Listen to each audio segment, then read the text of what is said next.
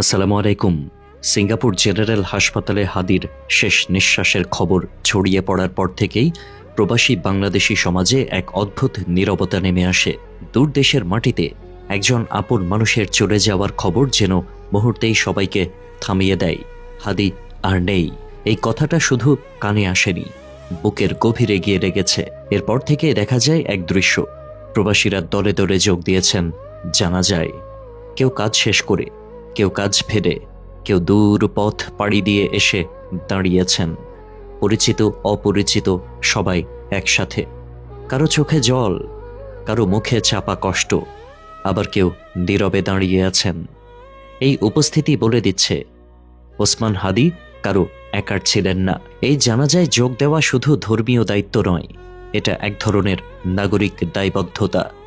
ভালো মানুষকে শেষ সম্মান জানাতে মানুষ ছুটে এসেছে। কেউ ডাকেনি, তবুও মানুষ এসেছে। কারণ কিছু মানুষের জন্য আলাদা করে ডাক লাগে না, তাদের বিদায়েই মানুষ আপনা আপনি জড়ো হয়। হাদি ছিলেন তেমনই একজন। খুব সাধারণ জীবনযাপন, কিন্তু অসাধারণ ব্যবহার। তিনি মানুষকে মানুষ হিসেবেই দেখতেন। পরিচয়, অবস্থান, লাভ লোকসান এসব কখনো তার আচরণকে প্রভাবিত করেনি। আর সে কারণেই আজ প্রবাসী সমাজ তাকে নিজের একজন বলে মনে করছে। যারা জানাজায় যোগ দিয়েছেন তাদের অনেকেই হয়তো ওসমান হাদির খুব কাছের কেউ ছিলেন না, কিন্তু তারা তাকে দেখেছেন, অনুভব করেছেন, তার হাসি দেখেছেন, তার আন্তরিকতা দেখেছেন, আর সেটুকুই যথেষ্ট ছিল আজ এই শোকের কাতারে এসে দাঁড়ানোর জন্য। প্রবাস জীবনে মানুষ প্রায়ই একা হয়ে পড়ে। কাজ, ব্যস্ততা, সংগ্রাম সব মিলিয়ে অনুভূতিগুলো চাপা পড়ে যায়। কিন্তু হাদির চলে যাওয়ায় সেই চাপা অনুভূতিগুলো একসাথে বেরিয়ে এসেছে। তাই আজ দলে দলে মানুষ যোগ দিয়েছেন জানাজায়। কারণ এই শোক ব্যক্তিগত নয়, এটা সম্মিলিত। চারপাশে আজ কথা কম, কেউ ফিসফিস করে দোয়া পড়ছেন, কেউ চোখ মুছছেন, কেউ শুধু চুপ করে দাঁড়িয়ে আছেন। এই নীরবতাই সবচেয়ে বড় শব্দ হয়ে উঠেছে। কারণ নাগরিক সমাজ জানে যে মানুষ কাউকে কষ্ট না দিয়ে বেঁচে ছিলেন, তার চলে যাওয়া মানেই সমাজের এক টুকরো ভালোত্ব কমে যাওয়া।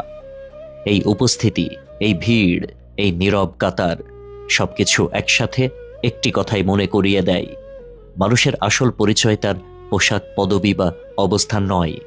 মানুষের পরিচয় তার আচরণ, তার মানবিকতা। আর হাদি এই জায়গাতেই সবার হয়ে উঠেছিলেন।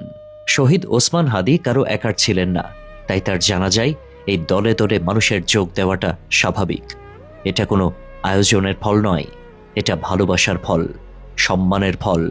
ওসমান হাদি আজ নীরব, কিন্তু তাকে ঘিরে মানুষের উপস্থিতি প্রমাণ করে তিনি হারিয়ে যাননি, তিনি বেঁচে আছেন মানুষের দোয়ায়, স্মৃতিতে, সম্মানে।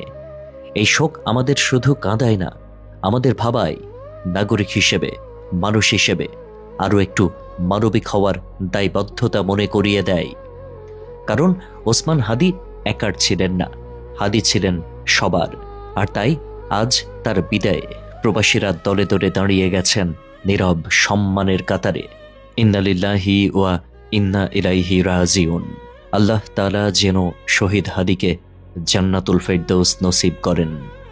তবে আমাদের তৌফিক দেন এমন মানুষ হওয়ার, যাদের বিদায়ে সমাজ এক হয়ে দাঁড়ায়।